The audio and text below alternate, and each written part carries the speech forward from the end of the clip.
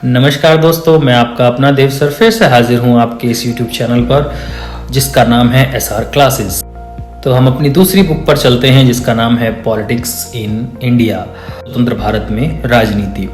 तो आइए, इसका जो पहला चैप्टर है जिसका नाम है राष्ट्र निर्माण की चुनौती, चैलेंजेस इन नेशन बिल्डिंग, उसके इंपॉर्टेंट टॉपिक्स कौन कौन से हैं, कौन कौन से टॉपिक्स आने की संभावना एग्जाम में बहुत ज़्यादा है, उन टॉपिक्स के बारे में हम आज डिस्कस करेंगे।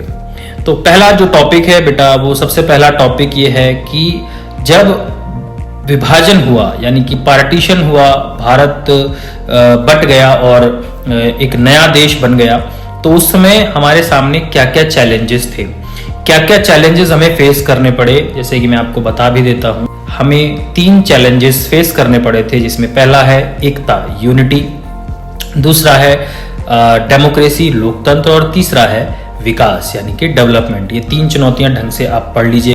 नेक्स्ट टॉपिक हम पढ़ेंगे विभाजन के परिणाम यानी कि कॉन्सिक्वेंसेस ऑफ पार्टीशन। पार्टीशन के क्या क्या कॉन्सिक्वेंसेस रहे, जब भारत का विभाजन हो गया तो किस तरह की समस्याओं का सामना भारत को करना पड़ा। ये टॉपिक भी आपको पढ़ना चाहिए, ये बहुत इंपॉर्टेंट टॉपिक है और एग्जाम में बहुत बार आता है। नेक्स्ट टॉपिक इसमें आता है रजवाड़ों का विलय यानी कि मर्जर ऑफ प्रिंसली स्टेट्स। हमारे देश में बहुत सारे रजवाड़े थे उस समय पर, उनको भारत में किस तरह से शामिल किया गया और क्या क्या प्रॉब्लम हमें फेस करनी पड़ी उनको भारत में मर्ज करने में, शामिल करने में या विलय करने में, उनको क्या क्या हमें समस्याओं का सामना करना पड़ा। इस बात को आप जरूर पढ़िएगा। इस रजवाड़ों के विलय में और कोई टॉपिक आप पढ़ें या ना पढ़ें, लेकिन रजवाड़ों के विलय में क्या क्या प्रॉब्लम्स आई और किस तरह से लोगों को मनाया गया, राजाओं को मनाया गया, ये आप जरूर पढ़िएगा। उसके अलावा आते हैं हम स्टेट रीऑर्गेनाइजेशन कमीशन, राज्य पुनर्गठन आयोग के ऊपर।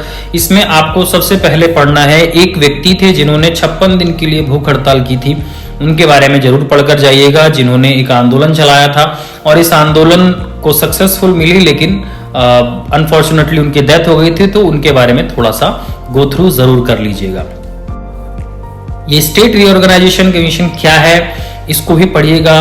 राज्य का पुनर्गठन आयोग क्या है, कब बना और इसका काम क्या था और इसकी सिफारिशें जरूर पढ़िएगा।